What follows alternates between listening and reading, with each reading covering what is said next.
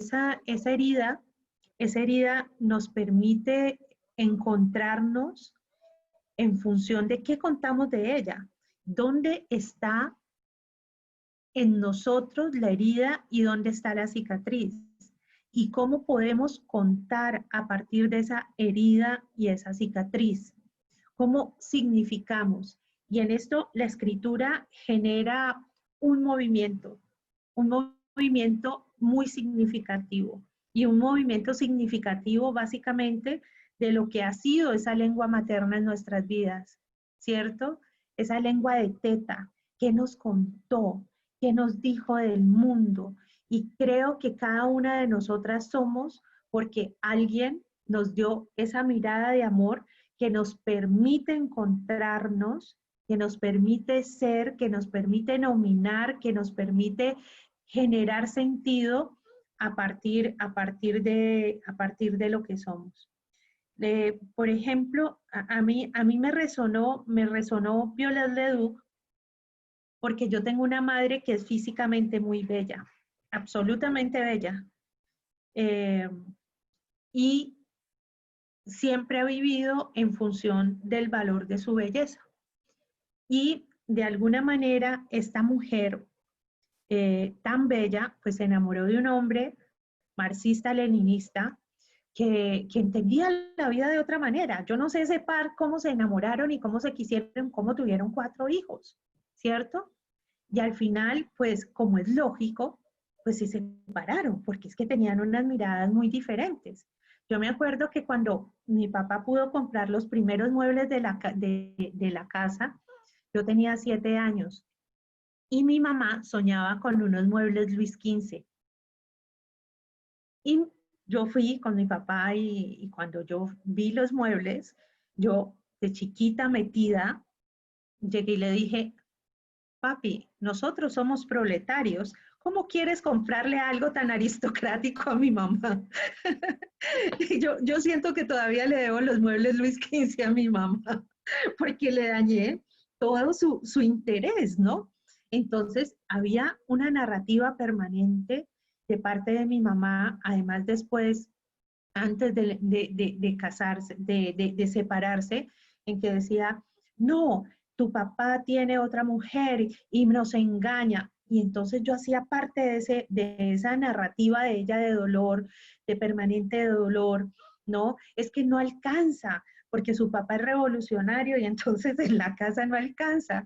Entonces había una narrativa que se daba en la casa y en las casas gravitan ese tipo de narrativas que dan sentido a la existencia plena.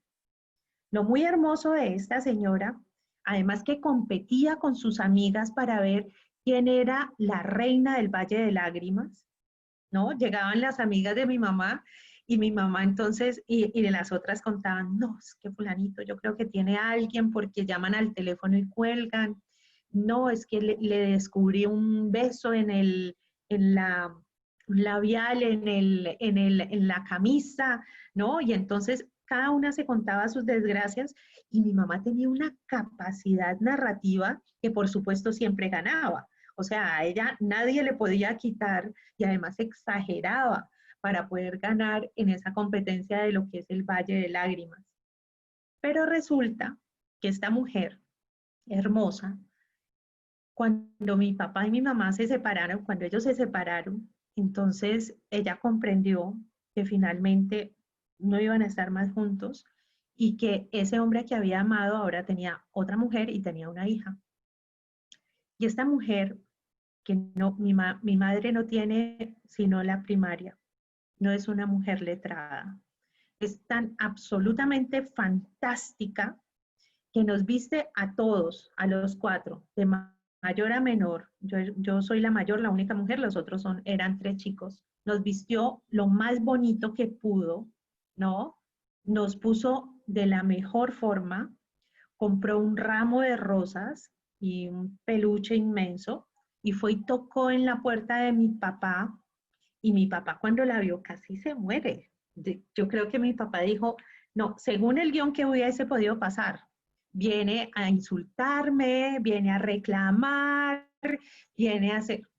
Y mi mamá, esta mujer que es tan bella, llega y le dice, ¿sabes qué? Nos hemos dado cuenta que hay una hermana por conocer. Y si queremos ser familia y si queremos vivir bien, pues te pedimos entrar y hacer una visita. Mi papá temblaba, yo recuerdo, yo ya estaba grande, yo creo que tenía unos 14 años. Y desde ese día cambió toda la narrativa familiar, absolutamente toda la narrativa familiar. Tanto que hace creo que 2 años, se casó mi padre con quien fue su compañera desde entonces, y en la mesa de honor estuvo sentada mi mamá. Y, y en el brindis, además para que se rían, las dos se llaman Amanda. Entonces ya se podrán imaginar el conflicto familiar, ¿no?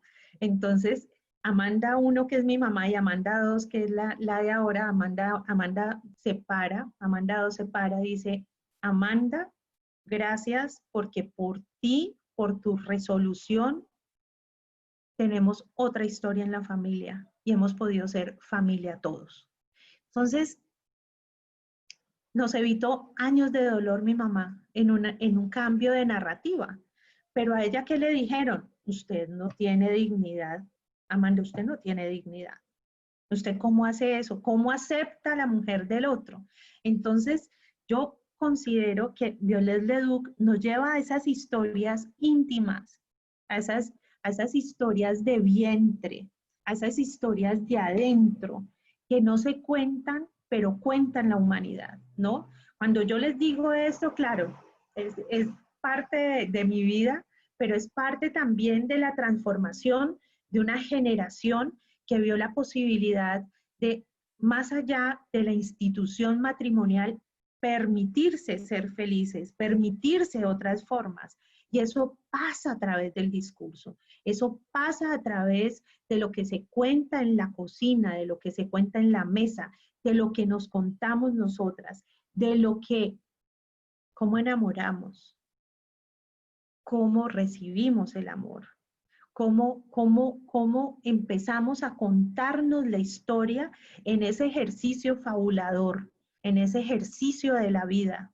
Entonces, ahí, digamos que mi mamá de alguna manera, yo siento que ella fue absolutamente inteligente en el amor, en la posibilidad de sanar a sus hijos, de tener que cargar con una historia, de traición, además una historia que no nos correspondía. Y a ella se limpió para poder después volver a enamorarse, acaba de celebrar 30 años de casada con un hombre que la quiere y que la quiso.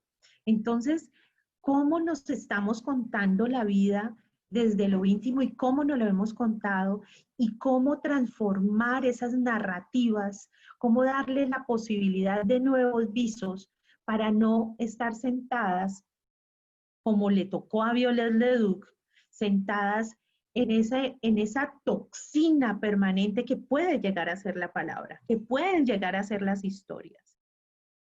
¿Nos quedamos sentadas en esa toxina o hacemos una depuración en la que al dolor lo veamos y lo veamos con la benevolencia también de esos personajes, de esas historias que gravitan en nuestro ombligo? Porque así como las palabras son de teta, las historias son de ombligo. ¿Y cuáles son las historias que empiezan a contarnos a nosotras y a nuestro tiempo y a nuestra generación y a las mujeres que nos ha tocado conocer? ¿Cuál es la narrativa? ¿Cuál es el cambio de punto de vista? Si mi madre se queda en el punto de vista en el cual ella quería ser, además, como una especie de viuda, brava, porque su marido se fue con otra, si se queda en la historia de una traición, nos hubiera cambiado absolutamente la historia de quiénes somos sus hijos, de quiénes somos nosotros. Pero no, la señora le dio y ¡plum! Hizo un cambio de punto de vista. Y dijo, está bien, está bien. Además, juegan con eso un montón. Ustedes no se pueden imaginar la risa que me da a mí ver las fotos de mi papá en el centro y las dos acá a los lados, cada año, porque desde cada año hemos pasado Navidad juntos, hemos pasado cumpleaños juntos, y eso nos ha evitado el conflicto y el amargor de tener que decidir si paso Navidad con mi mamá o con mi papá o Año Nuevo con mi mamá o mi papá. No hay conflicto, todos lo pasamos juntos, todos somos familia. Entonces, creo que es importante porque muchos de nuestros temas son absolutamente tabúes, son temas que no se tocan por educación, eso no se dice, eso no se cuenta, y dentro de esa educación está el molde, está la rigidez, está la jaula que no nos deja preguntarnos por otras formas de ser, existir y contar, ¿sí? Entonces, por eso Violet Leduc, porque Violet Leduc habla de unas cosas tan dolorosas, tan absolutamente dolorosas. Mire, yo hasta que leía a Violet no me di cuenta el daño involuntario que a veces hacemos con los hijos o con los otros, porque por quererlos proteger somos portadoras de historias como si fuéramos aves de mal agüero, limitamos, ¿no? No, no vaya por ahí porque por ahí pasa esto. No haga esto porque si no pasa esto. Miren, todo es una fabulación. Todo acto en nuestra vida cotidiana de palabra es una fabulación. Entonces, contarnos tiene el sentido de la depuración, de la posibilidad de encontrar otras salidas, otras significaciones, de encontrar esa veta de luz que nos permita saltar, que nos permita voltear la página, que nos permita mirar de cabeza, que nos permita hacer un giro que represente fundamentalmente el derecho a reescribir nuestra propia historia. La soberanía de cada una de nosotras frente a la historia singular y frente a la historia colectiva también. El giro, el cambio, punto de vista que enriquezca las narrativas de nosotras y las narrativas de los que vienen. A partir de esa historia de mi mamá, yo, por ejemplo, me di cuenta que me podía separar y que no tenía que odiar, sino que tal vez cuando uno se separa busca la honra finalmente, ¿no? Entonces, hay que empezar a generar otros paradigmas, otras búsquedas, otras historias que nos representen y que nos permitan hablar de lo fundamental, porque siempre hemos pensado que lo fundamental está afuera, que lo fundamental está en lo público, pero realmente los seres humanos, la vida real y concreta pasa en el ámbito de lo más privado, ¿no? ¿Que les gustó la historia de mi mamá? Se las voy a presentar porque es una maga además. Está buenísima. Sí, sí, sí. Esa está como está tan apasionante como la de Violet. Es cierto, es cierto. Y la relación con la madre es una relación que es muy... Yo me acuerdo que a mí me decían de chiquita, si usted le pega a su mamá se le cae la mano, algo así le decía, como que había una amenaza así, ¿cierto? Que era como de alguna manera frente a la madre no puede haber ninguna afrenta. Y realmente las mujeres poco hablamos de la relación de madre e hija que ha sido concebida desafortunadamente desde una forma del conflicto. Afortunadamente, muchas mujeres, muchas personas han podido hilvanar otras formas de relación con la madre. Pero es que, claro, toda la maternidad de nosotras ha sido contada desde el sacrificio, pero también después desde el cobro, ¿no? Desde me sacrifico, pero te cobro. ¿Y por qué? Porque te tuve. ¿Y por qué? Porque soy su mamá, ¿no? Y cuando uno es mamá, se ve repitiendo las mismas, discúlpeme, pendejadas que le decían a uno. Quiero salir, no. ¿Por qué? Porque no. Y además, el argumento más, ¿no? Porque soy su mamá, ¿sí? Cuando tenga un hijo se va a acordar de mí. Yo lo he dicho. Y a veces me da vergüenza de mí misma y digo, oh, ¿qué es esto? Pero claro, eso se da cuando hay un movimiento de conciencia frente al devenir de lo que uno habla y de lo que uno expresa. Y no solamente con la madre, mire, yo considero que una de las cosas que más tenemos que encontrar nuevas narrativas es el amor. Y el amor como un movimiento del universo, además que yo creo que el amor es la fuerza que amalgama todo lo que existe, pero también las formas de relacionamiento entre mujeres y hombres, ¿no? Ahora que estoy escribiendo a Manuela y a Bolívar, hice la carta erótica, que además yo le estaba haciendo el quite porque era de alguna manera la carta en que Manuela reconoce que Bolívar no le va a contestar, que Bolívar está muerto. Y miren, las primeras, en el siglo XII, el cura Guido, un cura, fue quien dictaminó las formas, las fórmulas de escritura de las cartas de amor.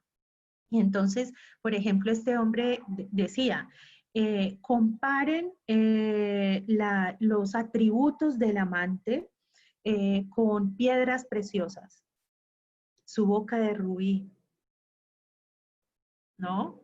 Sus dientes como perlas. Entonces, imagínense desde dónde vienen unas formulaciones y más nosotras, hijas y nietas del bolero, de la balada. ¿Cuáles son las fórmulas que nos repetimos respecto a la narrativa del amor romántico?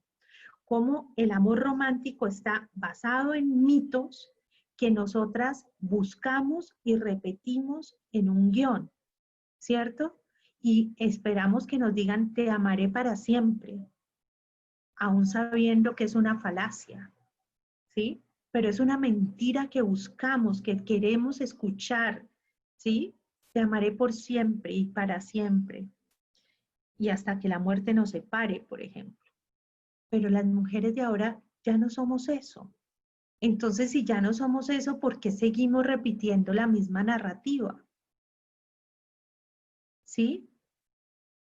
Entonces, este encuentro de hoy, que además cierra el primer ciclo, es en un llamado de una depuración de los viejos esquemas narrativos, que estemos atentas en esas epifanías, en ese vínculo con lo que queremos narrar, de darle una luz nueva y darle una luz que corresponde a nuestro tiempo, una luz que nos permite generar, que nos permite generar además nuevas historias, nuevas historias.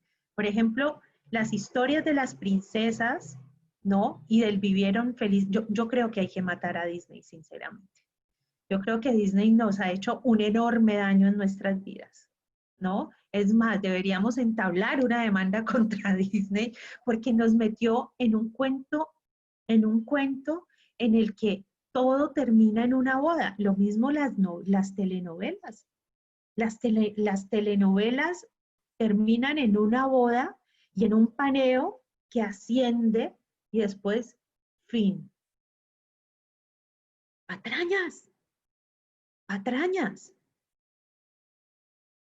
Cuando debería decir fin es el inicio de otra historia y una historia supremamente apasionante, ¿cierto?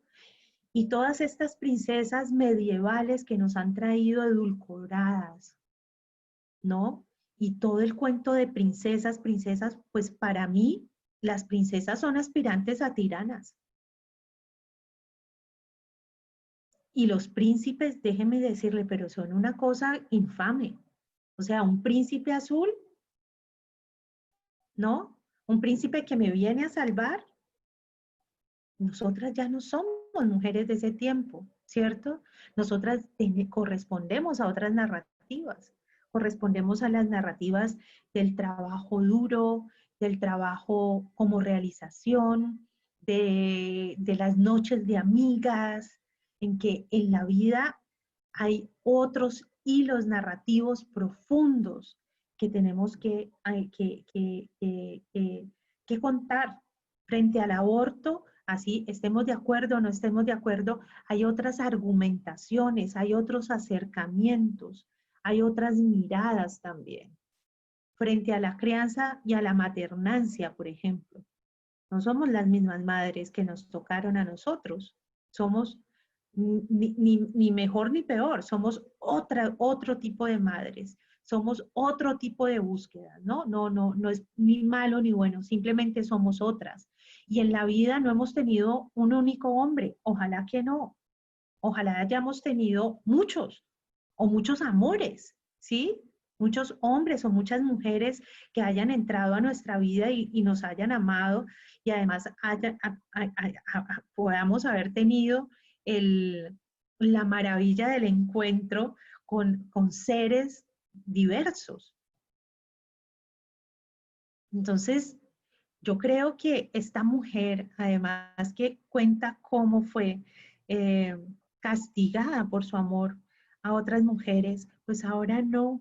Bendito sea el amor en la forma que llegue y estas formas de amor pues están tomando otros vuelos, otras cotidianidades, otros desafíos también, otras luchas también. Entonces, desde todo esto que nosotras envejecer, ¿no? Por favor,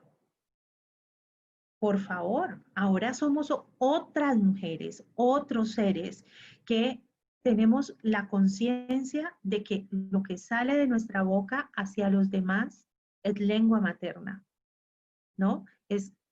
Además, hace unas semanas, la semana pasada, tuvimos en el club de lectura a una mujer bellísima, a una escritora que habla sobre dar teta.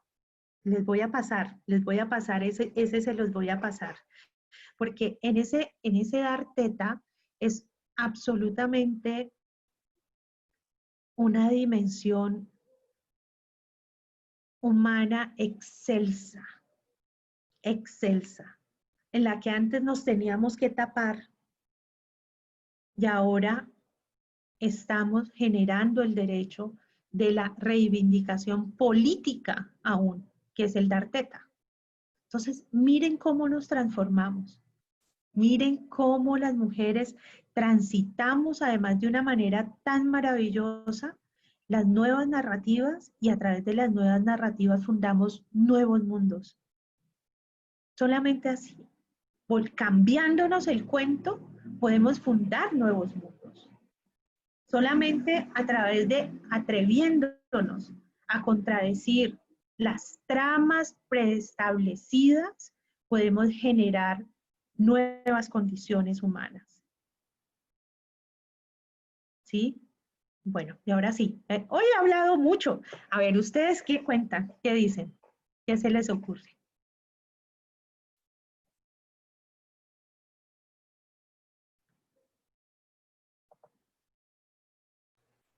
Verá.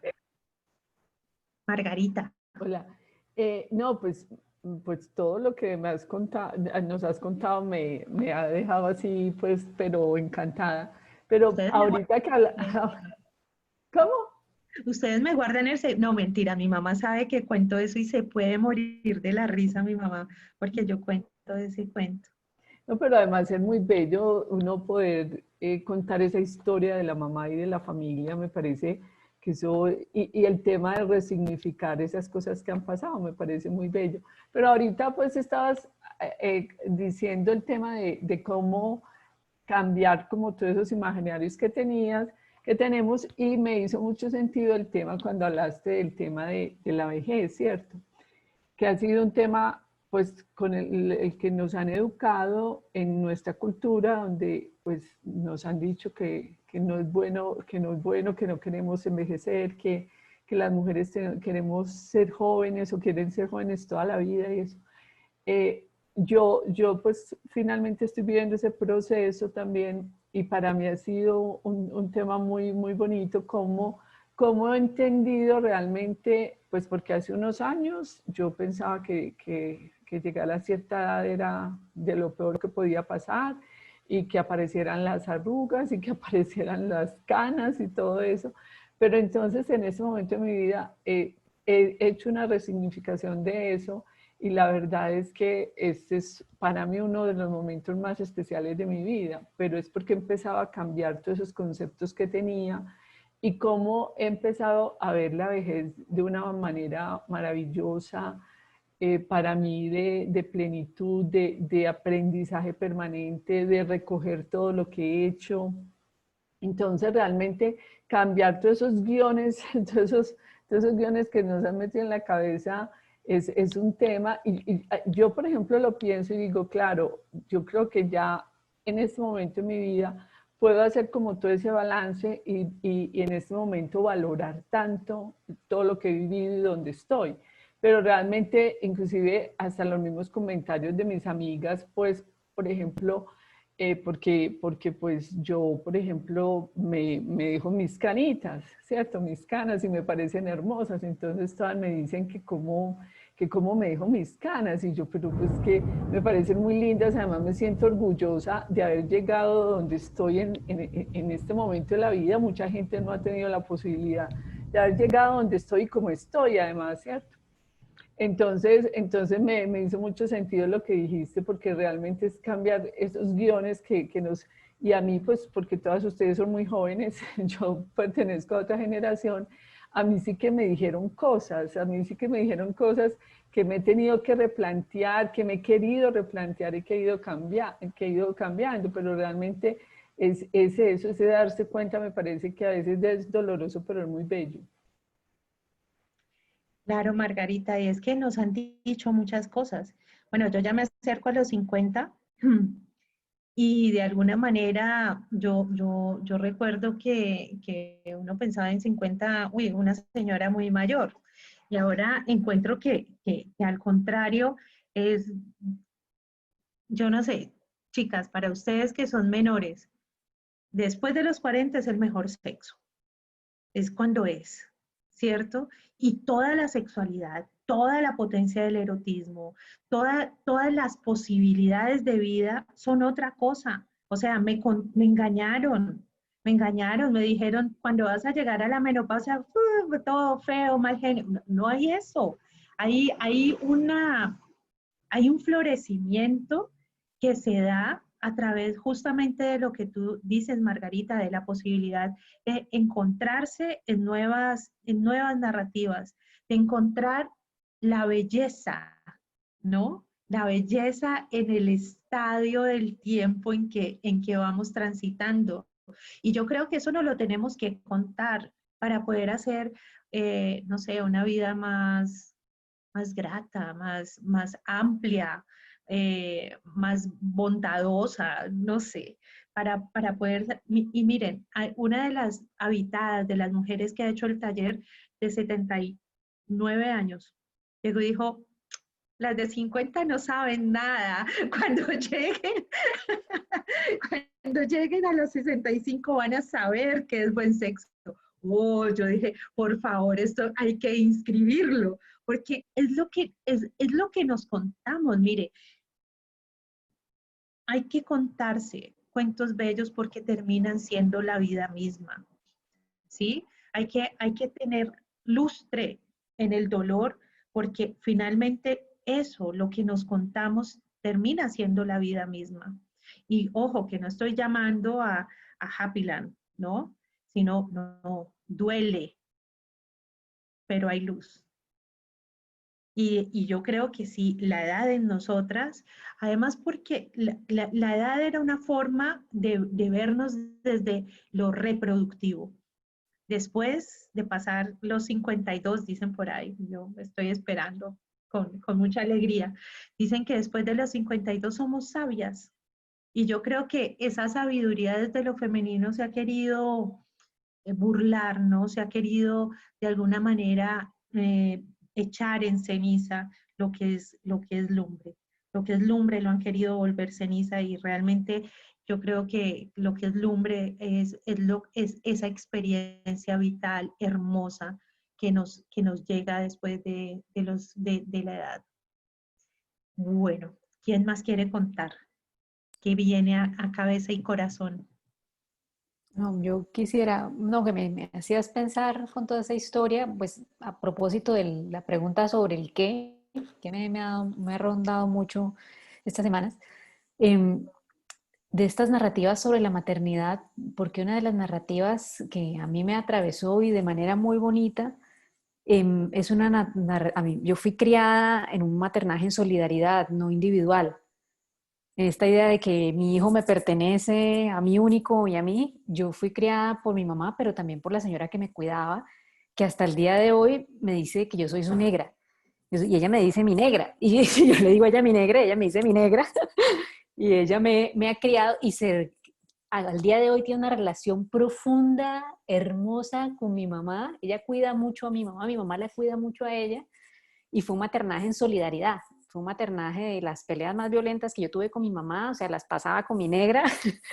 Y para mi mamá eso nunca fue motivo de celos, siempre fue siquiera existe alguien más que pueda estar con ella cuando yo no me la aguanto. Entonces, son estas otras versiones de las maternidades también que pues en esta vida tan occidental son tan individuales y se viven con tanta herida porque son tan individuales. Entonces, para a mí esa es una de las historias que a mí me atraviesa muchísimo y me da esa posibilidad de pensar. Yo hoy acompaño maternidad, yo soy psicóloga y trabajo con madres, bueno, me da mucho la posibilidad de pensar estas riquezas de estas otras múltiples formas de las maternidades en las que también en colectividad se pueden vivir de otras maneras más gozosas, ¿no? No en la soledad de la pertenencia única de mi hija o mi hijo. Entonces, bueno, por ahí me ronda a mí el que esa es una historia que a mí me parece que tendría cosas chéveres por contar. Sí, yo creo que la maternidad, además porque lo que alguna vez les contaba, o sea, ¿cómo es posible que tengamos más libros de las guerras, ¿no? Que los nacimientos, que las maternancias, que las cosas que nos pasan en la vida real y concreta, ¿no? Gravitamos en esas grandes epopeyas y además así hemos romantizado la guerra y le hemos dado valor al que quita la vida y no al que lo da. ¿No? Al que cuida.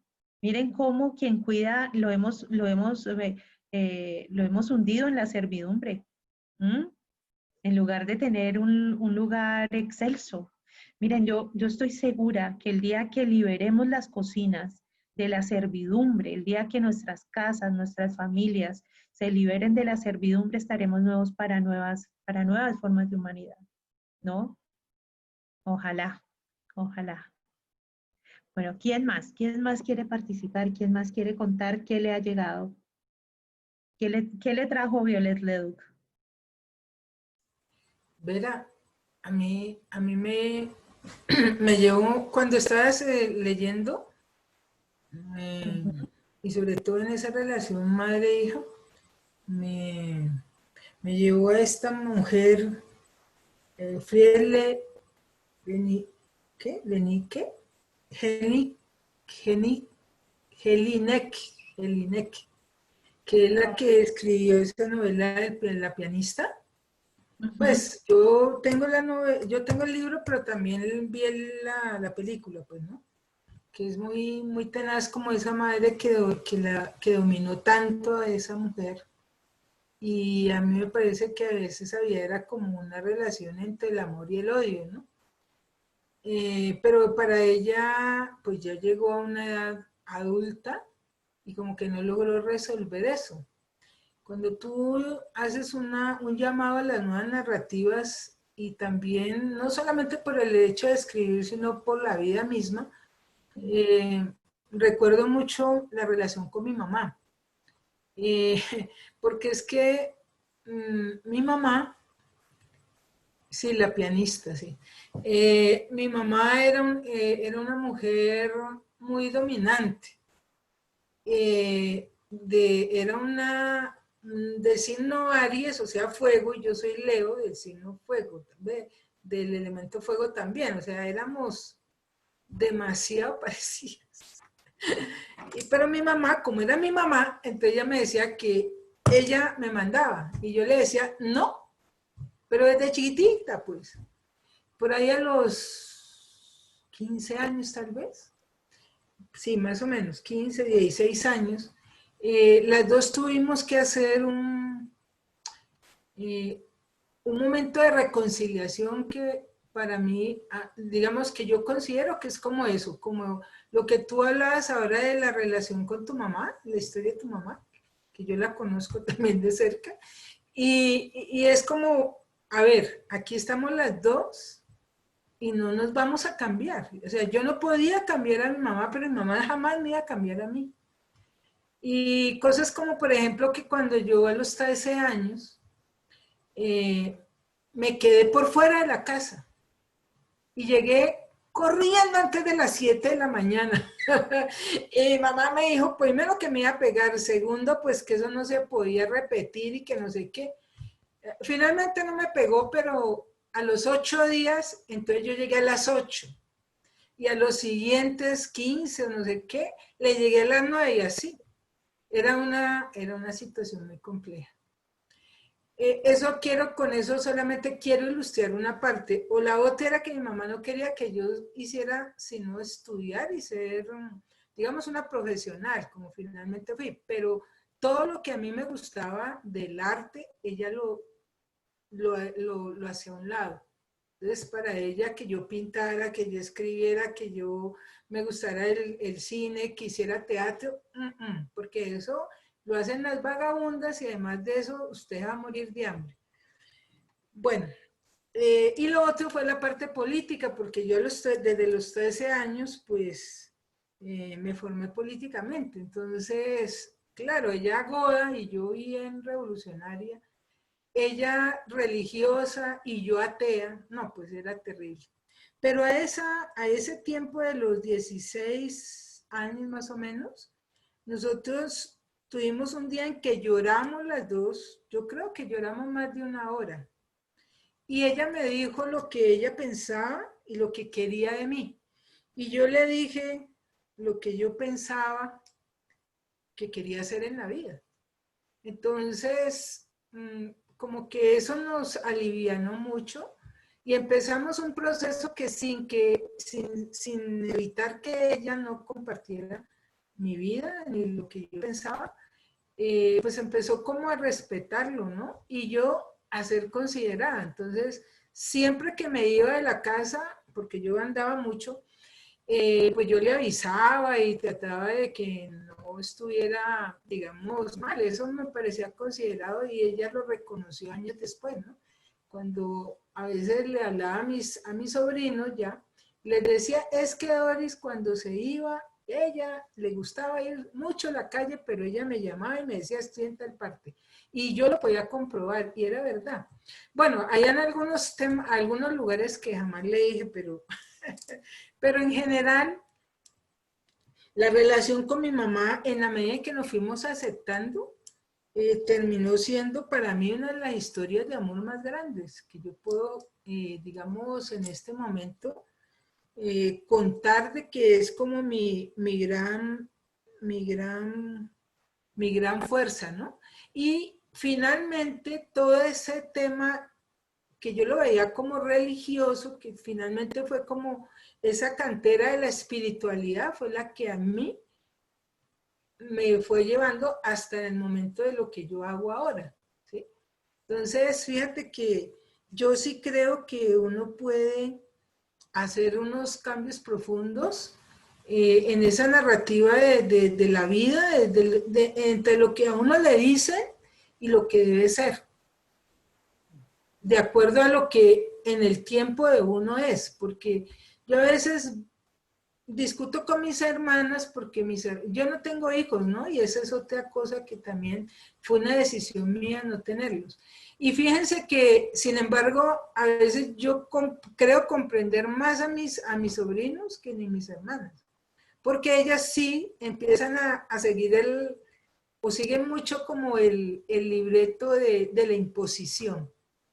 Y yo creo que no, lo que hay que tratar de entender es en qué generación y en qué contextos está, y el muchacho o muchacha, cómo nosotros podemos, mediante la conversa, quizá ir alimentando el discernimiento. Porque finalmente yo creo que eso sí me inculcó mi mamá y mi papá, a pesar de todo, porque ellos me decían a mí, finalmente, si usted lo quiere hacer, lo hace detrás de la puerta, así me decían, yo me acuerdo. Y eso es verdad, detrás de la puerta lo podría hacer, ¿sí? Pero entonces habían unos temas en los que yo sí creía, ¿no? Por ejemplo, en mi época estaba la marihuana, y claro, yo fumé marihuana, pero yo no me quedé ahí, porque yo lo tomé como algo que quería experimentar, pero una vez lo experimenté, para mí eso no significaba nada porque no me permitía como ni hablar, pues. Entonces lo dejé. Pero sí lo recordaba porque mi mamá decía que habían cosas que sí había que experimentar, pero lo importante era uno discernir qué quería para uno. Así que esta mujer, Violet, me recuerda mucho, mucho eso, porque no solamente es hablar de un tema que puede ser tabú, tipo aborto, o el lesbianismo, el incesto, bueno, cosas que ahí tú decías de las obras, sino también finalmente qué es lo que le queda a uno. Y yo a mis 60 años, que los acabo de cumplir, les digo, y a Margarita, que ahorita hablaba del tema de la edad bonita de la vida, es que cada década más o menos es como un ciclo, ¿no? Y uno debe vivirlo como tal, y cada uno de esos ciclos te trae unos aprendizajes, y si uno logra esos aprendizajes, ahí es cuando uno incorporarlos en la vida, pienso yo que es en parte como uno se va sintiendo decantado. Eso ocurre de los 40 para acá. Antes eso es un embolate, y es lógico porque estamos en la pasión del fuego, o estamos todavía revisando, ¿no? ¿Qué es lo que queremos de la vida? Pero de los 40 para acá uno empieza como a decantar, y eso termina siendo bonito. Aquí cuando acabé de cumplir 60, yo llevo una semana, o sea, ¿cuándo hace que cumplí años? Hace 13 días, y llevo una semana enferma. Y yo lo único que le decía que día a una amiga es, me gustaría tener los 60 años, pero con mayor fuercita, pero no más. Pero pues pienso que de pronto esto que tengo es pasajero, y ya, ¿sí? Pero sí, digamos, me parece que finalmente lo más importante, no importa la edad que uno tenga, es mantener la pasión por la vida y por lo que uno hace y lo que puede entregar a otros, porque en esa reciprocidad es que está la magia, ¿no? De vivir, creo yo, y lo maravilloso de vivir. Porque ¿de qué nos sirve acumular y acumular? ¿Cómo para qué? ¿Sí? Yo hace un rato, cuando empezó esto, estábamos hablando de Uribe, ¿no? Entonces yo dije, no, pues qué gracia que Uribe esté preso en no sé cuántos kilómetros que tiene el Urubiérrimo. Pero eso realmente no es. Él está preso en la miseria propia interna que él tiene. ¿Sí? Esa es la realidad. Esa es la realidad. Entonces yo creo que uno es libre en la medida en que logra vivir como por ahí se decía, ¿no? Vivir con pasión, y vivir que uno pueda contar también, que uno pueda contarle a otros parte de lo que le ha tocado en términos de la historia, ¿no?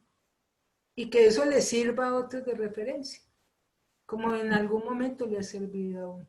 Yo ahí me doy como por bien servida. De alguna manera, si me tocara irme ahora, pues yo iría, pues chévere, chévere porque de alguna manera sí hice todo lo posible por vivir de acuerdo a mis principios y de acuerdo a lo que fui forjando y que obviamente sí viene de unas raíces que son mi mamá y mi papá, que logré como discernir lo mejor de ellos, porque pues nadie es completo, ¿no? Pero yo creo que vos lo contaste ahorita y me gustó mucho, porque conociendo a tu mamá, pues yo sé que es cierto lo que contaste, pero sé que hay muchas cosas también que no van y que siempre han sido tu pelea con ella. Y entonces qué bonito que vos cojas eso tan bacano de tu mamá para contarlo y para Eso, transmitirnoslo a nosotros. finalmente los personajes de los que estamos hechos es eso.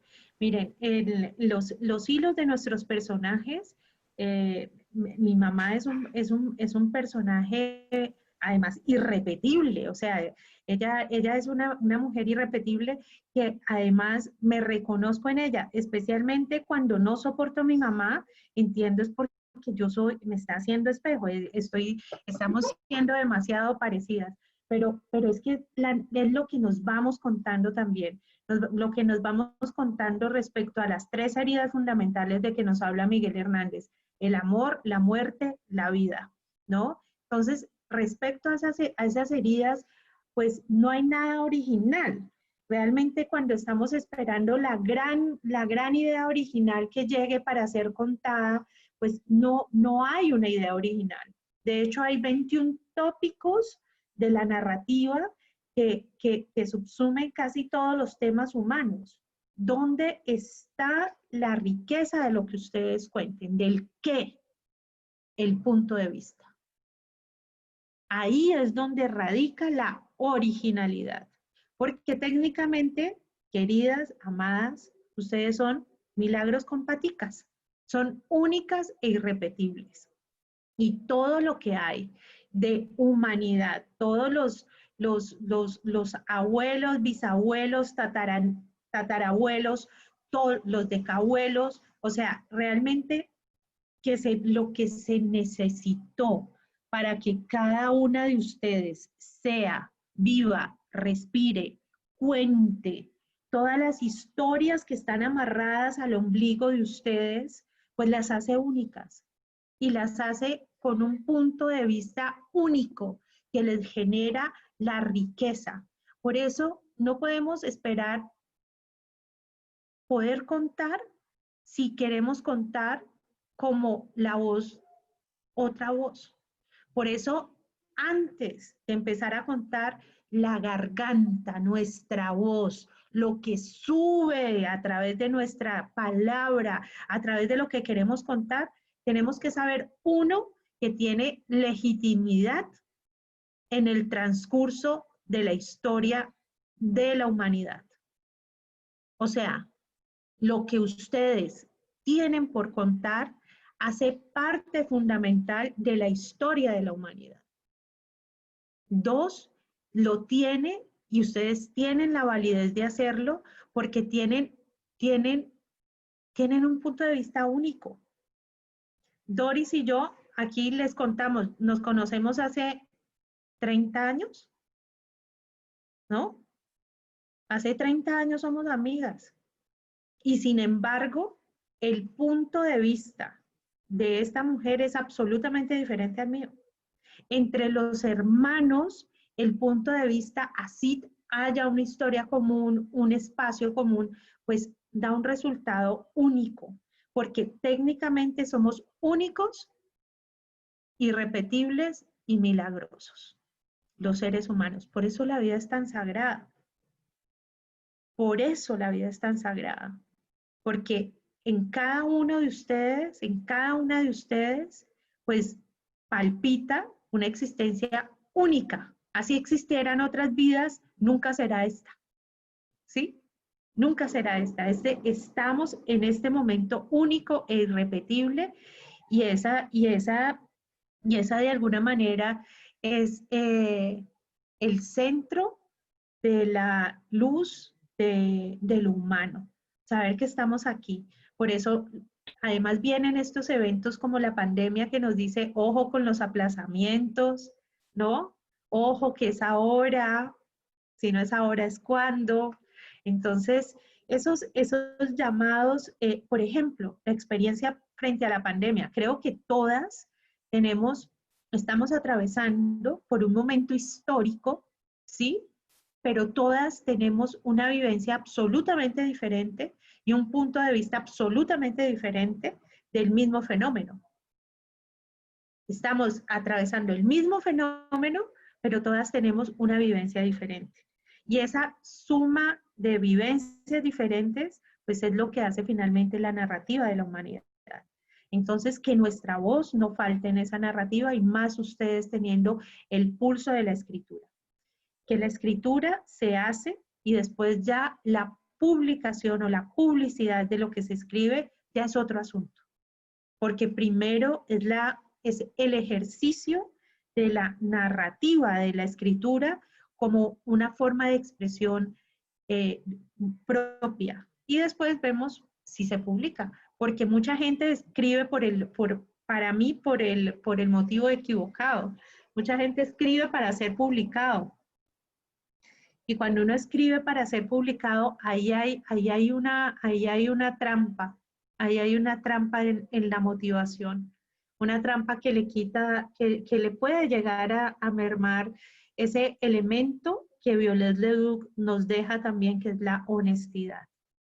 Bueno, ¿alguien quiere hablar ya para cerrar, irnos a... Sí, me gustaría hacer un comentario chiquitico sobre lo que me dejó Violet.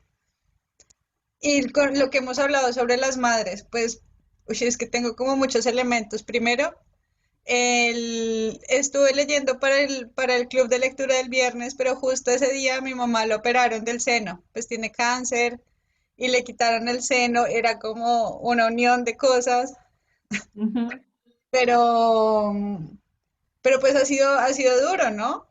Le dimos como, le hicimos ceremonia, le hicimos palabras de despedida al seno, le cantamos una canción de despedida, como recordamos pues todo como mi hermana y yo con mi mamá, como todo lo que nos dio, ¿no? A través de eso.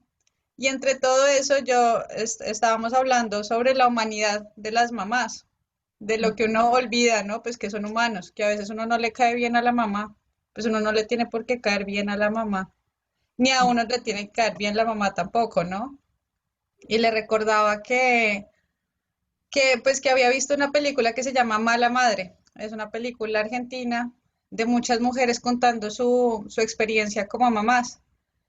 Y que todo el tiempo pues tienen toda esta gente hablándole de que es que tiene que ser una buena mamá, de que tiene que como proveer y estar atenta y querer ser mamá y es una bendición y es un regalo y como que todo el mundo ahí y la mujer a veces queda en una ansiedad, como en una soledad de, a veces yo no quiero ser mamá o a veces quiero salir huyendo o tener que regañar y todas estas cosas como que son muy fuertes para las mamás y pues para los hijos también, pero que creo que a veces uno invisibiliza un montón a las mamás y también siento lo mismo, que sentí lo mismo que hace como Violet, como que invisibiliza la humanidad de la mamá, quién sabe, ¿no? Claro, es el dolor propio y uno no entiende qué está pasando ese otro ser. Entonces, como que hablando ese viernes con mi mamá fue también darle una oportunidad, pues esa como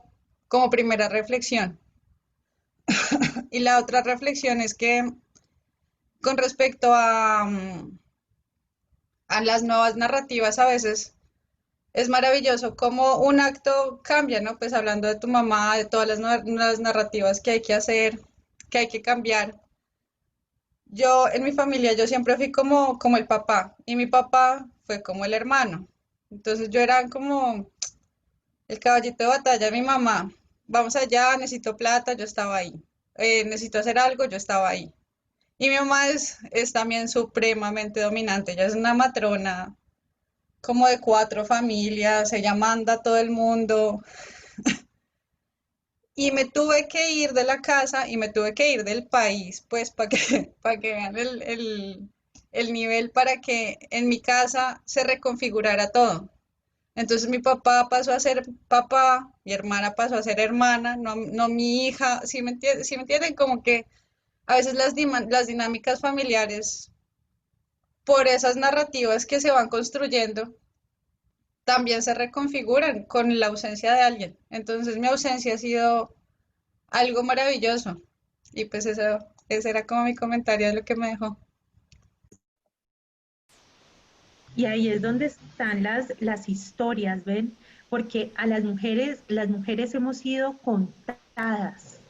Y yo creo que es la época de nosotras contarnos, ¿no? Y contarnos en nuestras diversas dimensiones, porque hemos sido personajes planos, personajes con unos, con un pobre arco de transformación en muchas historias, porque tenemos unos guiones establecidos.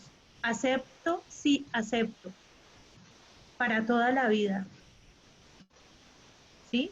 Ese tipo de guiones han sido preestablecidos. Y lo que nos trae, por ejemplo, Valeria, es bellísimo porque es la vida por dentro.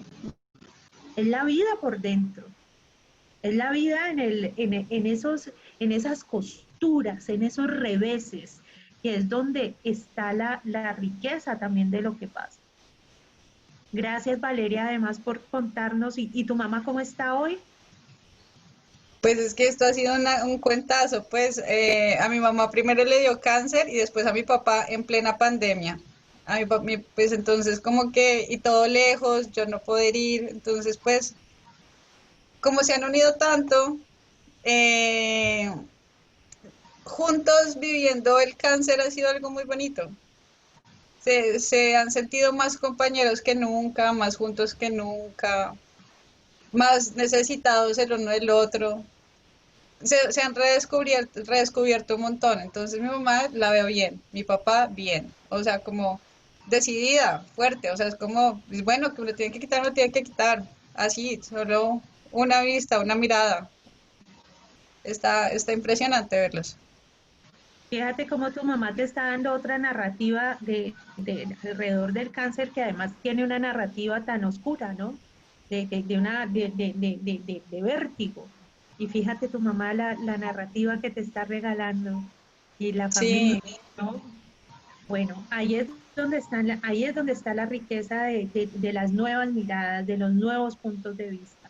Y para eso tenemos que asusar la mirada, asusar la observación. Recuerden cómo hemos insistido todo este ciclo juntas de que realmente la calidad del escritor está en dos cosas. Uno, en la observación, dos, en la capacidad de reescritura. Bueno, nos vamos. Silvia,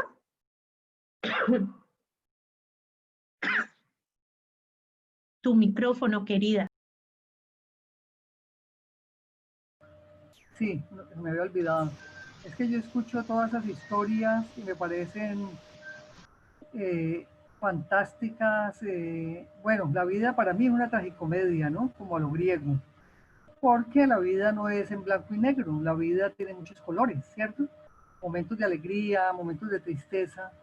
Entonces yo me pregunto, todo lo que hemos vivido, cada una, yo sé que nosotros nos hiciéramos un ejemplo, decidiéramos escribir un libro entre todas, así sea aparte de nuestras vidas, eso saldrían tomos y tomos, estoy segura, porque es como la experiencia de cada una. Y bueno, yo me enfrento a lo siguiente, yo digo, bueno, tanto por decir de la vida, ¿no? Pero entonces, ¿sabe qué, Vera? Yo digo, por dónde agarro? Yo tengo, por ejemplo, eh, escrito a mano de hace muchos años sobre mi juventud, sobre mi rebeldía, porque yo empecé a ser rebelde a los 16 años, a los 15 años, ¿sí? Empecé ya a cuestionarme la vida, por eso Doris me acordaba ahora, ¿no? Empecé a trasegar otros caminos, fui rebelde y es decir, nunca me casé porque detesto la Iglesia Católica, pues, excúsenme, pero no estoy, o sea, con todo el respeto lo digo, por la hipocresía, porque mi mamá nunca tuvo un orgasmo gracias al miedo a Dios, jamás. Mi mamá Mi mamá cuando mi papá muere y lo ve desnudo, óigame en esto, mi papá muere y estamos mi hermana y yo con mi papá. Mi papá llegamos y estaba ya agonizando. Entonces lo bañamos y ella aterrada de verlo desnudo y tuvo 12 hijos. Es decir, se murieron 5, afortunadamente digo yo, bueno, un poquito irónicamente lo digo, y luego otro que lo mató un carro, o sea que quedamos 7 y ahora somos 5. Bueno, en fin, el hecho es que mi mamá decía, ay no, mi hija, yo nunca le había visto a su papá, pues ahí, el pene, como no sé, no me acuerdo cómo lo dijo, aterrada. Yo dije, mami, vos tuviste 12. Es que yo soy la menor, ¿no? Nosotros llamamos una familia, yo soy la menor y una de las más irreverentes. Mi hermana, la que me antecede, es médica, también es medio loca, chiflada. Y entonces nos reímos, ¿no? ¿Cómo así, mami? Y dice, no, nosotros nunca nos dimos un beso de día. ¿Qué es esa porquería cuando veíamos televisión, no? Esos besos ahí con lengua, decía mi mamá. Eso es una vulgaridad, una cochinada. Pero mi mamá va empezando a cambiar a medida que escucha nuestros discursos. Mi mamá ya volvió, pues, ¿no? Bueno, el hecho es que, decía yo, ¿cómo no hay derecho a que mi madre, tan inteligente que fue, hizo hasta quinto primaria, siempre quiso ser maestra, pero no pudo porque era para el hogar que estaba diseñada, era para parir, no para el goce. Entonces mi madre, aterrada de ver a mi papá, oiga, lo vio desnudo, muerto. Increíble, o sea, es increíble cómo la sexualidad, ese tabú también del que nos hablabas ahora y lo que logró Violet, de lograr hablar de algo en una época en que no, en ese momento era execrable eso. ¿Cómo así que hablar de aborto? No, eso no. Imagínense, estoy hablando año 2008 que murió mi padre, y entonces dice, no, es que nosotros, y le dije, mami, usted, ¿y cómo hiciste para tener tantos hijos? Me dijo, no, mija, uno atendía al marido, lo atendía. Óigame bien, es que a las mujeres nos ha tocado más duro. Yo no me incluyo porque yo fui irreverente. Yo le decía a mi madre, vuelvo mañana. Yo no lograba, pero yo salía con el papá de mi hijo, yo nunca me casé.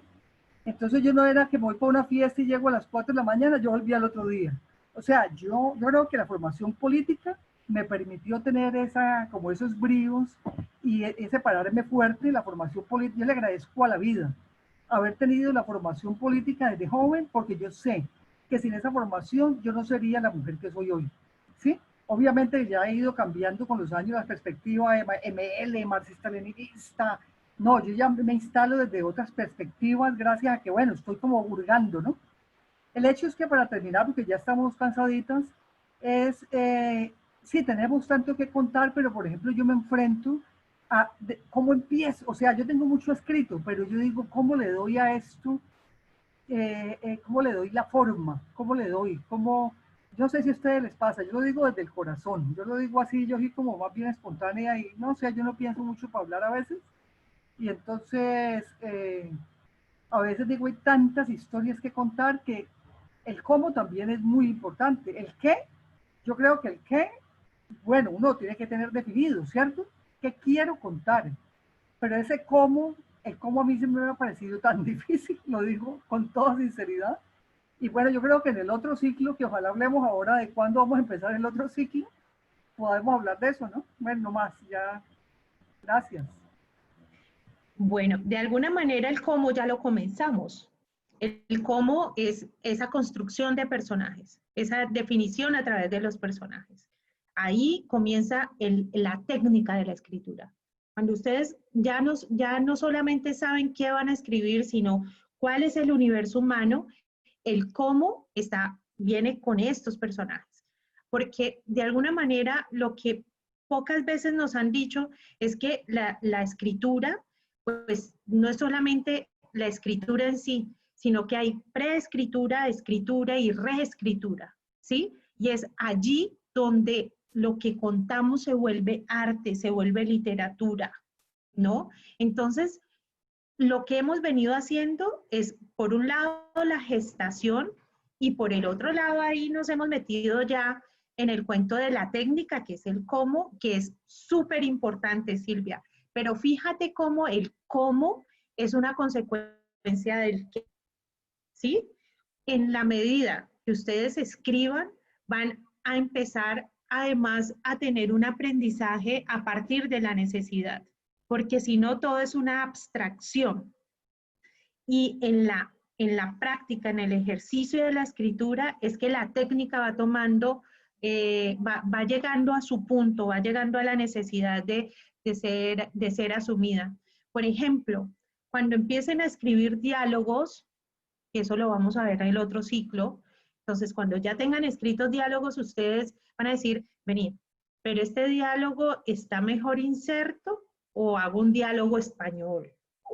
Entonces, ya ahí empieza a generarse como otro tipo de necesidad frente a la escritura. Porque si no, es una abstracción. Yo espero que ahora ustedes tengan en este primer ciclo, uno, claro, el qué quiero contar, el dos, cuál es el universo humano de lo que quiero contar, qué personajes hay ahí, qué personajes hay ahí, qué personajes pueblan mis relatos, ¿sí? ¿Quién está ahí? ¿Quiénes son personajes principales? ¿Quiénes son personajes secundarios? ¿Cómo están conformados? ¿Cuál es la relación emotiva entre ellos? Que fue lo que vimos la semana pasada, que estuvimos atravesando la emoción. Y ya con esta gestación, ya nos vamos a hacer la primera definición que yo espero que quede a partir de este ciclo, y es, ¿cuál es el narrador? ¿Qué tipo de narrador? ¿Dónde está, cuál de esos personajes que están ahí me pueden contar la historia con una mayor panorámica o un punto de vista que me dé una nueva narrativa, que me dé una nueva posibilidad de contar? Entonces, miren, poco a poco ya nos hemos metido en el cómo de una manera que se da en la preescritura. Entonces, ahí yo espero que el próximo ciclo empecemos a ver todo lo que son los tonos narrativos, las formas de diálogo, la trama. Vamos también a meternos más profundamente en los narradores. Y bueno, ahí ahorita les contaré qué me tengo pensado con ustedes para el próximo ciclo, porque Olga está pidiendo la palabra. Olga, nos vamos cortico para que nos vamos a tomar un descansito y tomar nueva fuerza para la última media hora.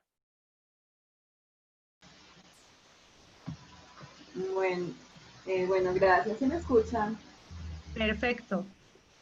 Bien, gracias. No, quería decir que pues cada semana las mujeres que nos presentan las veo todas siempre como a unas heroínas. O sea, todas de diferentes igual épocas, de diferentes siglos, inclusive o sea, no encontramos, inclusive en nuestra actualidad, todavía nos encontramos con toda esta clase de brechas de género que estamos cargando y que heredamos también pues de nuestros antepasados y que llegaron a través en nuestra colonización. Entonces, con respecto a las mujeres, pues cuando usted habló del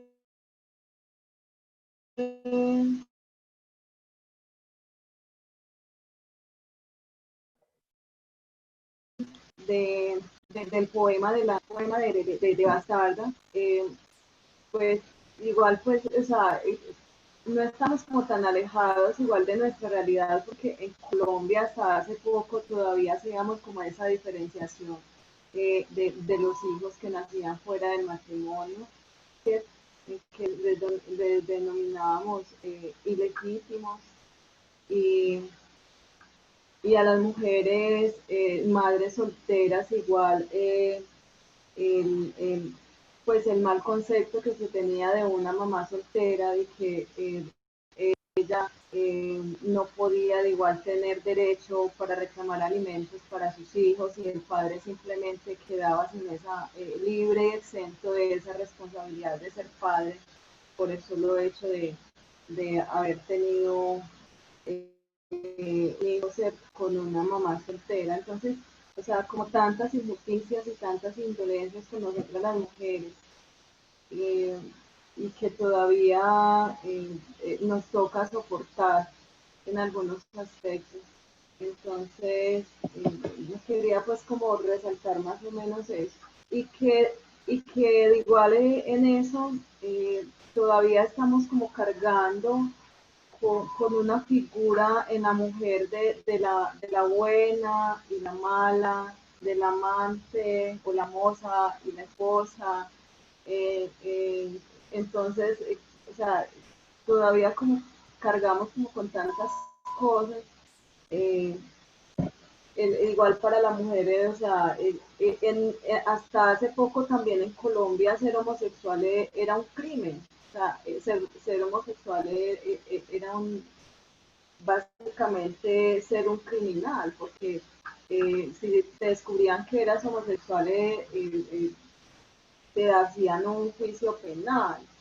Entonces, tantas, o sea, como ellas, o sea, han sido muy heroínas porque haber vivido en esa época y con todas estas cosas que todavía en la actualidad y en pleno siglo XXI todavía sentimos y estamos marcadas, ¿no? Que yo creo que hemos avanzado y hemos logrado algo como mujeres a través de nuestra historia. Y entonces, pues me parece como muy lindo todo eso y toda esa fortaleza y esa fuerza de esas mujeres que Lo que decís es muy cierto, porque hemos sido enmarcadas en unos estereotipos bastante, eh, bastante arreglados socialmente además, ¿no? Entonces tenemos a la madre o tenemos a la puta o tenemos a la doncella, tenemos a la bruja. Entonces son unos estereotipos de demarcación que hay que quebrar, porque ser mujer, hay millones de formas de ser mujer, porque no somos un género, no somos una única forma de ser como género, ¿no? Existimos, no existe de hecho un ser femenino como tal, sino existen multitud de formas de manifestación de lo femenino, ¿no? Millones de formas de ser de lo femenino. Entonces, todos estos estereotipos, pues han existido, pero es bueno que nosotras no nos lo creamos, ¿sí? Y que de alguna manera empecemos a generar, a partir de esos quiebres de los estereotipos, de las demarcaciones que nos han hecho de personajes, pues encontrarnos con nuestra realidad que es tan rica. Y yo creo que ahí reside la riqueza de lo que nosotras podamos contar, de la mirada de la obra escrita por mujeres. Empezar a quebrar todos esos cánones que nos han dado del deber ser de nosotras y saber que hay un infinito. Y se me quedó algo para Silvia, que preguntaba, ¿por dónde comienzo? Miren, una de las cosas más bellas que podemos hacer a partir de las historias que tenemos es autoficcionar. Quitarles la armadura biográfica para poder solventarlas, liberarlas de esa vocación biográfica para poder empezar a crear a partir de ellas. Por ejemplo, escuchándote, además la historia asombrosa de tu madre, se me ha ocurrido un primer atrevido párrafo que seguramente tú empezarás algún día a contar por otra parte o podría ser otra cosa. Mira, algo así. Amalia conoció la desnudez de su marido el día en que preparaba su mortaja. Un primer párrafo, no sé cómo se llama tu mamá, y tal vez lo más lindo que podría hacer es darle, por ejemplo, otro nombre a tu mamá y volverla personaje de una historia en que la liberes también de su propio peso. Porque uno de los miedos que tenemos muchas mujeres cuando escribimos es el miedo a irrespetar la memoria, a dolerle a los otros que escribimos, de alguna manera a vulnerar. Es tal vez uno de los miedos más profundos que tenemos nosotras con la gente que queremos contar y cuando queremos contar nuestras vidas. Uno, que seamos juzgadas. Dos, el dolerle a los otros que escribimos o lastimar de alguna manera a quienes queremos escribir. Entonces, fíjate, se me ocurre un párrafo de inicio y solventar a las madres de las historias que hay que contar, ¿no? De lo que hay que decir, de lo que hay que narrar familiarmente. Y creo que por eso esa construcción de los personajes nos puede llevar a descargarlos de su historia, del peso de su historia real y llevarlos a la parte de la ficción, porque la ficción es esa sublevación a la realidad. Entonces, pongámosles otro nombre, démosles otras características, transfigurémonos nosotras en multitudes de personajes también. Por ejemplo, eso podría llegar a ser. Y bueno, y eso viene con el deseo de contar. Vilma, su merced linda. Hola, buenas noches. Pues mira que, ¿ahí me escuchan? Sí. Te escuchamos bien. Bueno, ahorita hablando de esto, resulta que se me vino a la memoria hace ya 3 años, en el 2017, tuve la oportunidad de ver una película que presentaron en el Festival de Cine en Cartagena de Indias que se llamó Amazonas, de Claire Wainscott. Ella es de Inglaterra y resulta que la mamá de ella es una escritora también. Ella se llama Valerie Maker. Y resulta que ella se viene de Inglaterra atrás de un abogado colombiano y tiene 2 hijos, y entonces pues ella era así como de la gente pues toda estiradita, pero vivían en Armero.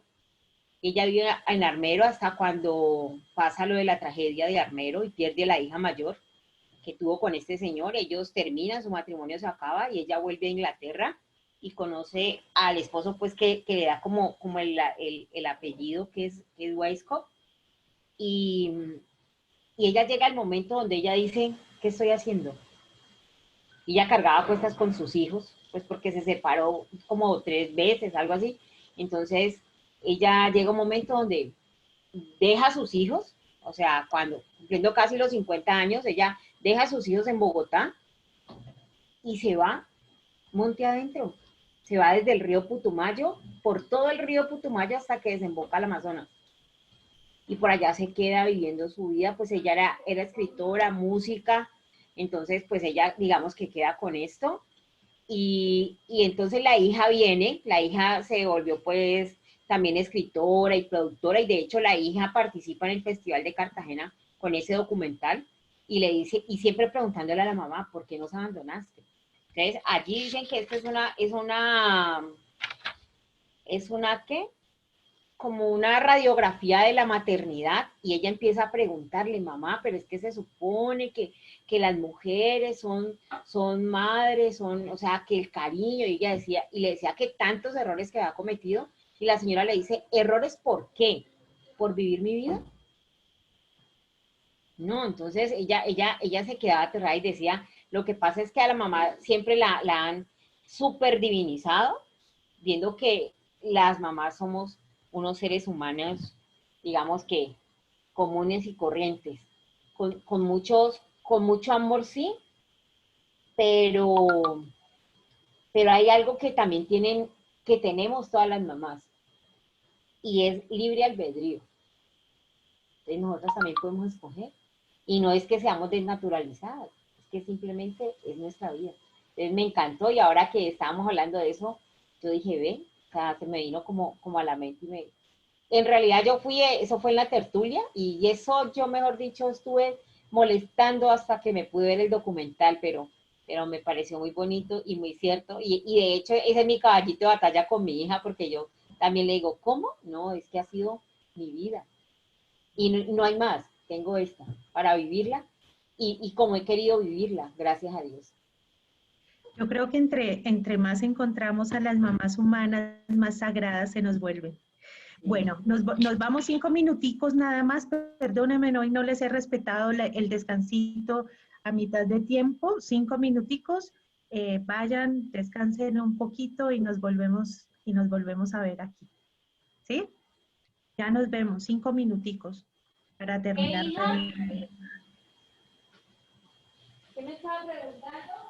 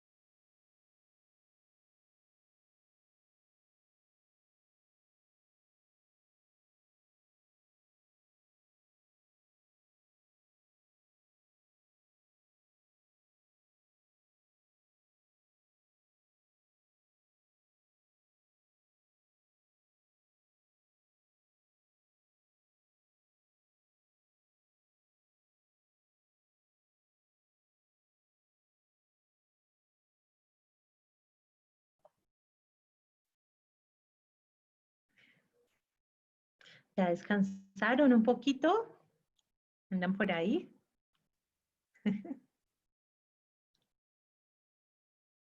Tu micro, Bella. Ahí Está muy bueno el tema. Este es un tema, este tema de las madres, de las historias íntimas, son bien, bueno, es un tránsito y finalmente son parte central del tejido que estamos hechas. Bueno,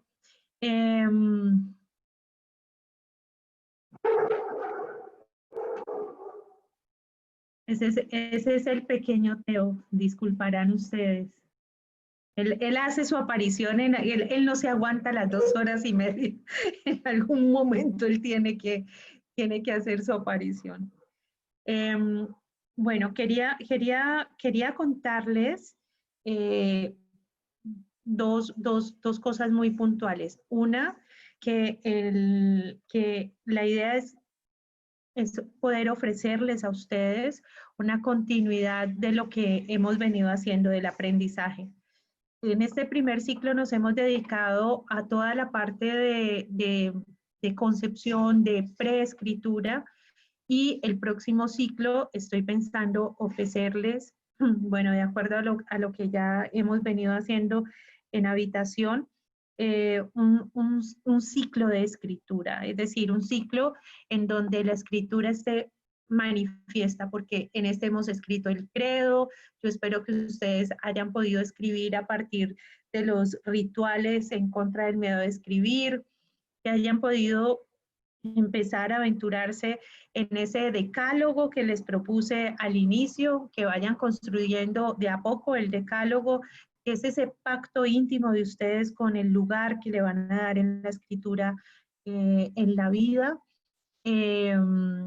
¿Qué más hicimos? Bueno, habían otras propuestas de escritura que yo espero que ustedes poco a poco se hayan motivado y lo hayan podido hacer.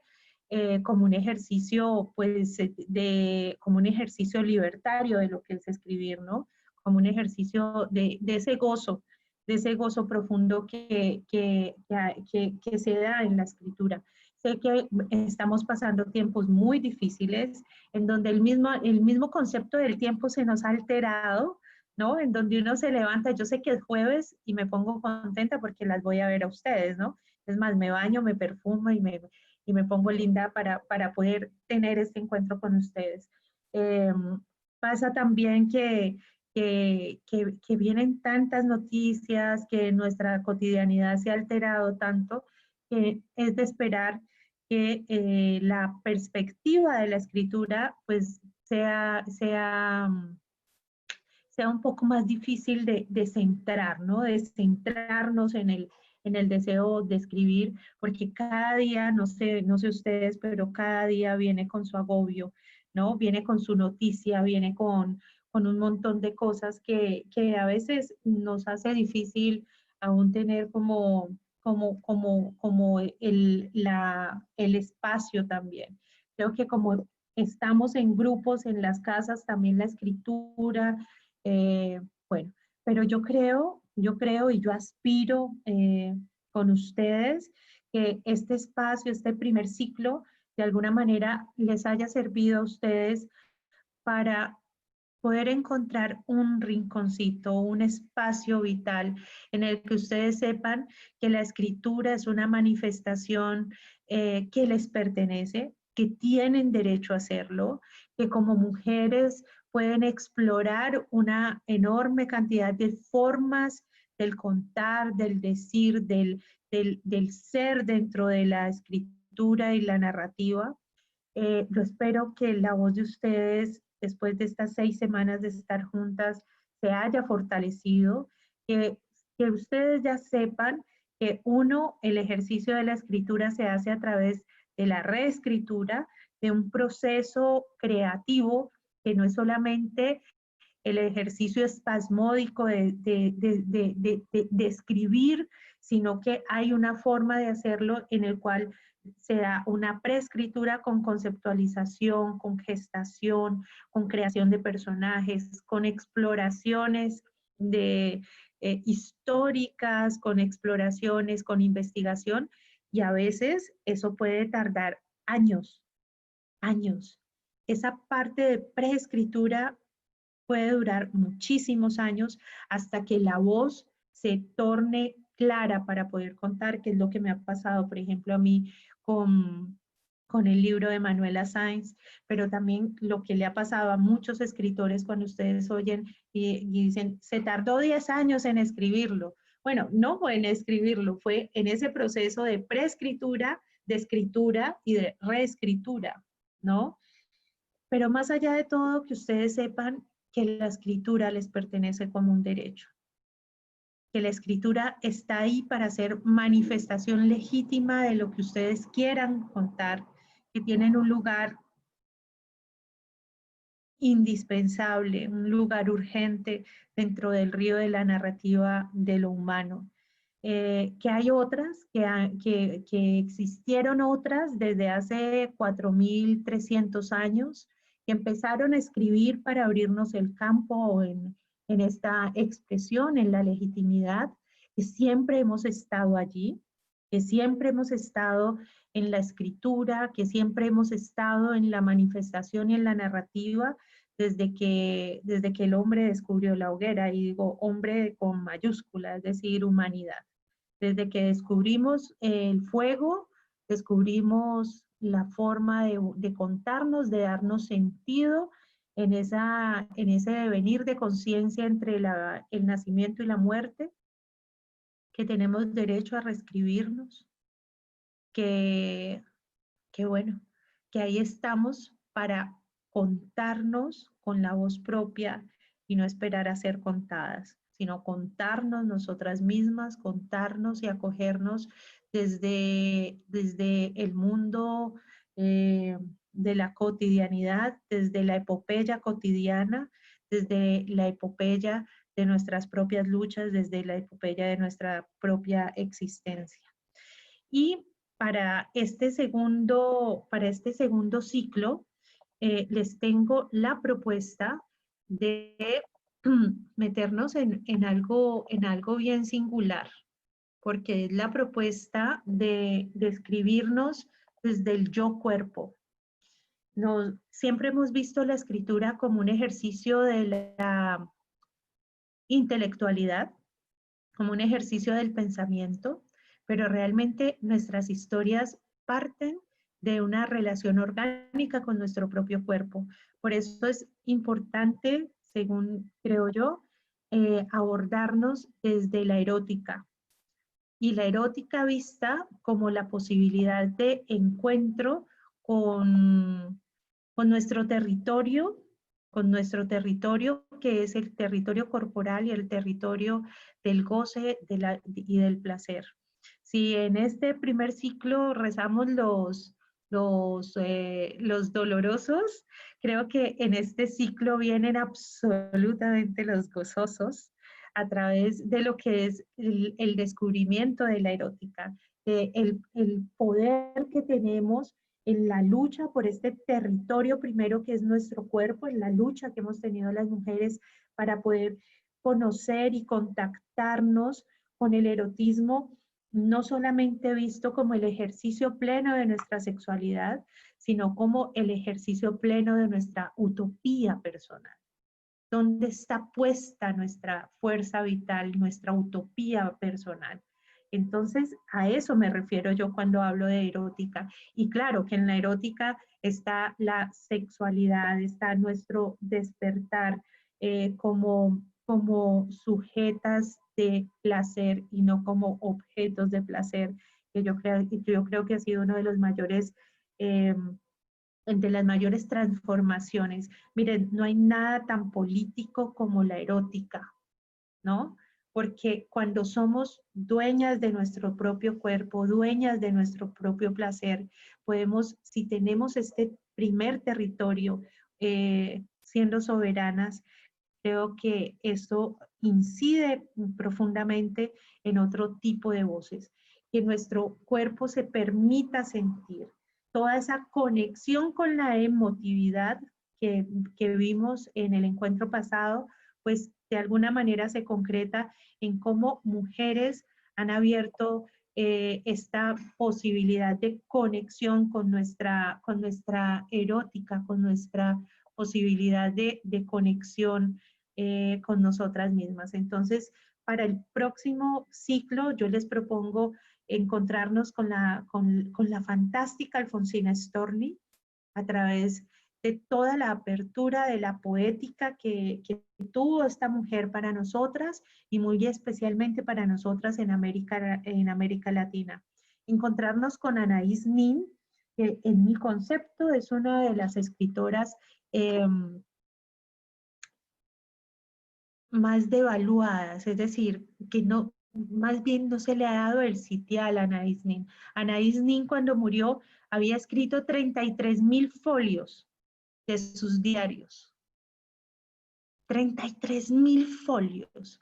Y esta mujer pues nos abre las posibilidades a lo principal que yo creo que debe generar espacios como estos talleres, que es generar preguntas, porque la pregunta es la que abre el camino y el camino lo transitará cada una en su propia búsqueda, ¿no? Gioconda Belli que nos conecta con la solidaridad, ¿no? Que dice ella, la solidaridad es la ternura de los pueblos, pero también con la posibilidad de ejercicio del valor de nuestra feminidad en singularidad y también como sujetas de derechos ciudadanos, también como seres políticos. Clarice Lispector, que bueno, yo me declaré en la edad de Clarice Lispector porque esta mujer, uno, quiebra el formato, es una mujer sin formato, es una mujer que además nos alienta a una mirada profunda en los pliegues de la existencia y yo creo que la amarán profundamente por cuanto esta mujer habla de lo que callamos muchas veces, pero también desde la vitalidad y las preguntas sobre el amor, la vida, la muerte, desde una sabiduría profunda, además desde una riquísima experiencia de ella como mujer. Blanca Varela, peruana, esta vez nos vamos a ir muchísimo por las mujeres latinoamericanas, que yo creo que es una deuda que tenemos nosotras en el conocimiento de ella. Está Alfonsina, está Gioconda Belli, está Clarice Lispector, que es del Brasil, Blanca Varela, que es del Perú, que es una mujer poderosísima en su palabra, una mujer que transformó la poética y una mujer que yo creo que en la acogida de ella podemos ver un espejo potente, poderoso de nuestro decir. Y terminaríamos con Eve Ensler, que es la autora de Monólogos de la Vagina, que es un libro que no es para nada chistoso, ¿no? Es un libro profundo, es un libro que nos lleva a pensar, bueno, si nuestra vagina tuviera que contar, ¿qué historia contaría? Y a través de esta pregunta hace un viaje por mujeres, por la historia de mujeres en todo el mundo, y yo creo que es uno de los libros que vale la pena leer, es una de las preguntas que vale la pena hacerse, y es una mujer que además de su sexualidad, de su propia historia individual, pues ha logrado darle voz a otras voces de experiencia a través de la sexualidad y a través de la experiencia también de violencia ejercida hacia otras mujeres, y de alguna manera es una mujer que a mí me parece vital poder conocerla a nosotras como escritoras. En la parte del cómo, es decir, de la técnica, vamos a entrarnos en narradores en primera persona, narradores en segunda persona, narradores en tercera persona. Vamos a ver el tono narrativo, vamos a ver la trama y vamos a ver los diálogos. Esas serían, digamos, como como lo que veríamos en la parte, del cómo. Y bueno, aquí está doña Clarice Lispector. Y la propuesta, bueno, depende cuántas de ustedes quieran seguir, cómo vamos a seguir. Serían los mismos jueves para comenzar el 27 de agosto. Ay, no le puse final, pero son 6 semanas después, si no es agosto, sino septiembre. Lo mismo, una intensidad de igual, 6 encuentros de 2 horas y 30, con la diferencia que con ustedes quiero hacer 1 hora de asesoría personal. Es decir, que tendríamos adicionalmente a lo que hemos tenido, 1 hora en la cual con ustedes vea inicialmente el diseño de la escritura, el diseño del proyecto de escritura que debe estar claro para comenzar este segundo ciclo. Sería a las 7, bueno, tendría el mismo costo, el mismo valor, y ese es como la propuesta que les tengo. Sería muy bello poder seguir con ustedes, sería muy bello poder generar una secuencia de lo que hemos venido trabajando, de lo que hemos venido haciendo. Por acá, ¿qué nos dicen? Sí, ella es la fundadora del B-Day, que son los 14 de febrero. Y es una mujer que desafortunadamente nos han dado la idea de monólogos de la vagina como una vaina muerta de risa, ¿no? Pero realmente yo creo que es de las historias más desgarradoras y más profundas que podamos abordar. Entonces, estaré pendiente. Les he dicho que sea como hacia el 27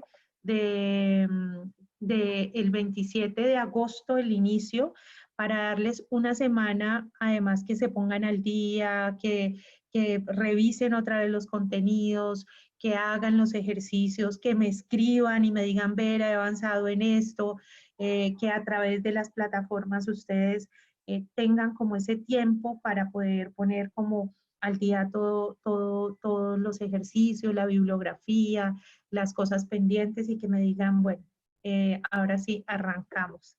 Y sería las reuniones serían en horas del día, porque en horas de la noche estoy en otros grupos como hoy con ustedes, en otras actividades también de la casa. Entonces, para que ustedes, quienes vayan a seguir, sepan, nos agendamos y tenemos 1 horita nosotros, que será 1 hora productiva.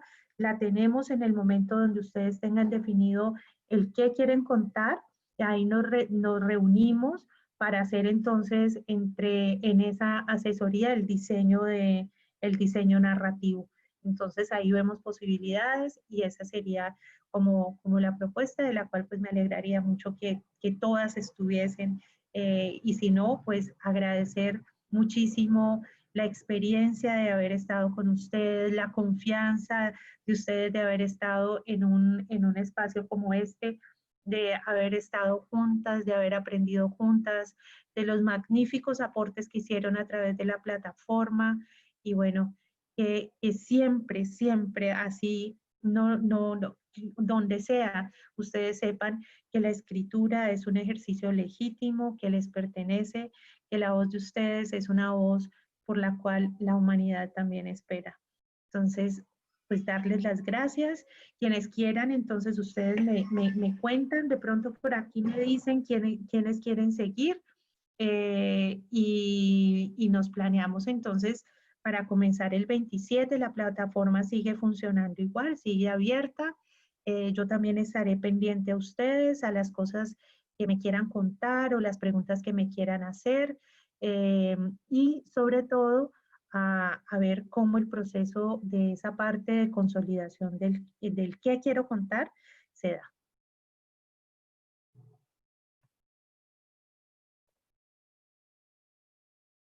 Hay 15 mensajes nuevos por acá, no los he visto. ¿Cómo se hace la inscripción?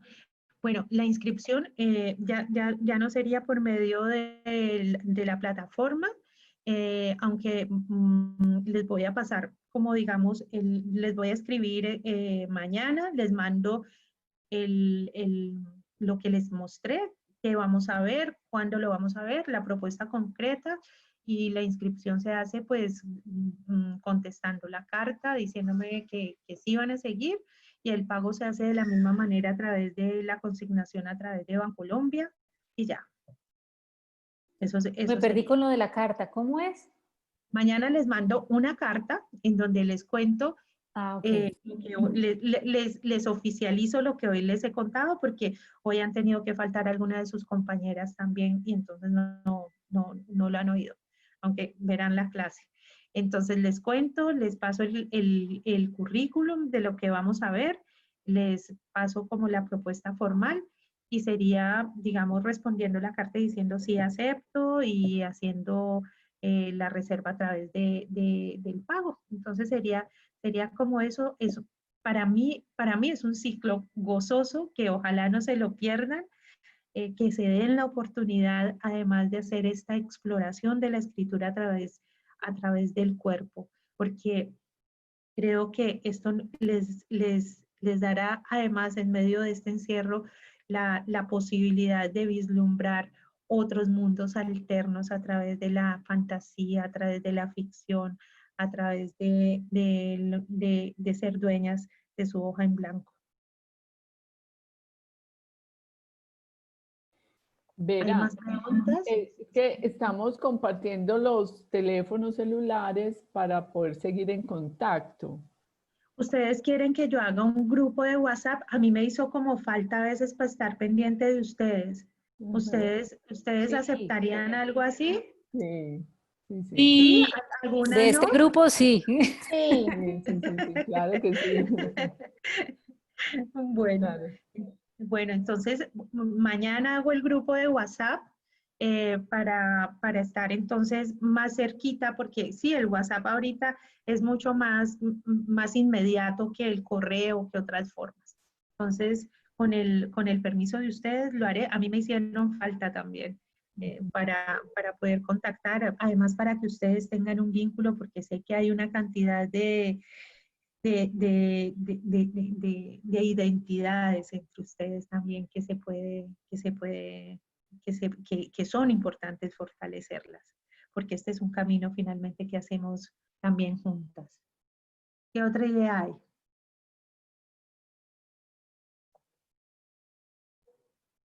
Bueno, Yo pienso, prefiero la palabra, pues que es muy bueno que estemos en contacto para estarnos retroalimentando, ¿no? Porque ese es un proceso de aprendizaje donde uno, cada día que pasa, es un nuevo aprendizaje. Por eso yo siempre digo en todos los espacios, hay que reírse de la gente que cree que lo sabe todo, ¿no? Y que no aprende de los demás. Como dice el poema de Retamar, que se burla de los que creen en el amor eh, como una inagotable lámpara de aceite. Se me olvidó exactamente, sí, no recuerdo bien, como en el amor como una inagotable, eh, sí, lámpara de aceite, algo así, como algo como que ya no, yo pienso que pues es muy importante porque pues aquí hay una diversidad y no hay nada más bello que la diversidad, ¿no? Y nada más terrorífico que la homogeneización de la vida, ¿cierto?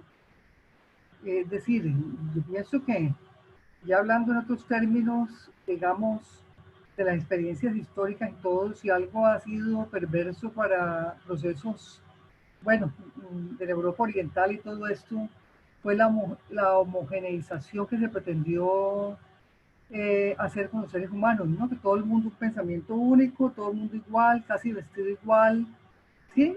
Sin negar las cosas buenas, obviamente, pero sí hay algo que nos contribuye a la diversidad, ¿no? Y toda esa historia, yo pienso que, pues, sí, estar en comunicación es muy importante, es muy importante. Es decir, independiente, yo creo que todas vamos a seguir, me imagino, no sé, pero sea que sí que no, podamos seguir dialogando. y es muy importante esto. Yo creo que tejernos en la palabra es fundamental, tejernos ahí. Y tejernos con un sentido, ¿no? Tejernos con el sentido de poder vivenciar la vida, multiplicarnos. Yo creo que de alguna manera tejernos en la palabra nos multiplica de una manera poderosa. Bueno, yo de verdad quiero agradecerles mucho, ha sido muy bello, ha sido una alegría que yo espero que continuemos. Mañana entonces haré el grupo, agradecerle a Vilma, a Margarita, a Ángela, a Valeria, a María Isabel, a Doris, a Vivian, a Silvia, por supuesto, a Olga, gracias, Livia, gracias, Marcela, a Jenny, a Lina, a Patricia, que creo que está por ahí, y no sé quién está en QCOM, BTD. No he podido saber, pero sabes, muchas gracias, muchas gracias, muchas gracias a todas y cada una por compartir. Yo espero haber podido llenar con una pepita de algo valioso en sus vidas. Y bueno, espero poder encontrarnos una y muchas veces y ojalá el 27 de agosto, en donde nos entraremos a ver este mundo de escribir desde el cuerpo y este mundo del erotismo y este mundo de conciliar nuestra historia también de la palabra con otras que han sido, con otras que nos han ha hecho la apertura para poder contarnos en legitimidad plena. Muchas gracias, como siempre les digo, espero que tengan un feliz fin de semana. Pan y poesía en la mesa de todas. Vera, muchas gracias y la verdad es que estos días que no nos vamos a ver las voy a extrañar mucho. No, pero la idea es que no nos vamos a extrañar. Nos escribimos, yo espero que me escriban con preguntas, con cosas que tengan por aclarar de este ciclo, por la consolidación del qué para contar. Yo las espero. Y espero que a través del WhatsApp podamos estar juntas, nos compartamos información además adicional de esas cosas bonitas que vamos viendo. Bueno, yo creo, yo también las voy a extrañar. Espero no extrañarlas y espero poder tener como contacto con ustedes todos estos días hasta que nos preparemos. Más o menos ir preparando quienes vayan a seguir, porque entonces la primera semana de septiembre sería la semana de reunión para esa hora juntas en asesoría. Perfecto, muy bien. Muchísimas gracias. Gracias. Gracias a todas. Qué gran alegría. Chao. Gracias por permitir el encuentro. Gracias por permitir el encuentro a través de la palabra, a través de esto que es tan nuevo en la experiencia que es la virtualidad. Gracias por ser cariñosas, virtuosas y poder estar aquí. Una feliz noche, descansen. Igualmente, feliz A todas noche. un abrazo. Un beso. Cuídense. Chao. Chao. Besos. Chao. Gracias, bendiciones.